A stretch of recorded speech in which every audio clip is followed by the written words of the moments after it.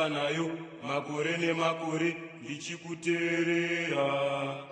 Asi Bharami ndozoona mutumwa vaIsraeri vakagadzika matende avo, pamugano weJeriko, vakagadzika matende avo, pamugano weJeriko, vakagadzika matende avo. Asi Bharaki haana kufara nazvo.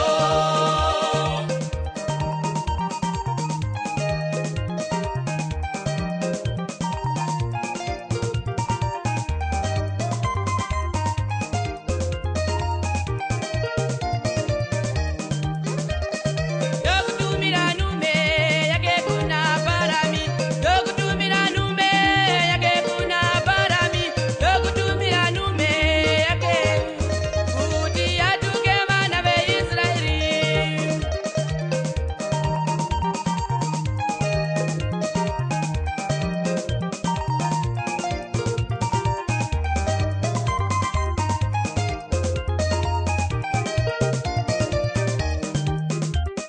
Bharami apinda munzira, iye apinda munzira, iye apinda munzira, iye apinda munzira, iye apinda munzira, iye apinda.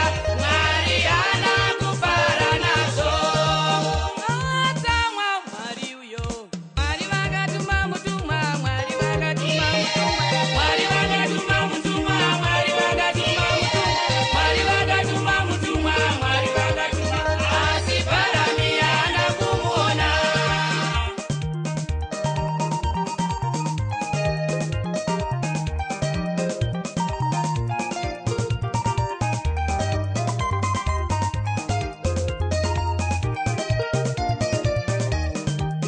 Kekutanga dongiro, dongi rakaona mutumwa, dongi rakaona mutumwa. Dongi rakaona mutumwa, dongi rakaona mutumwa, dongi rakaona mutumwa, dongi rakaona. Asi Bharami haana kumuona.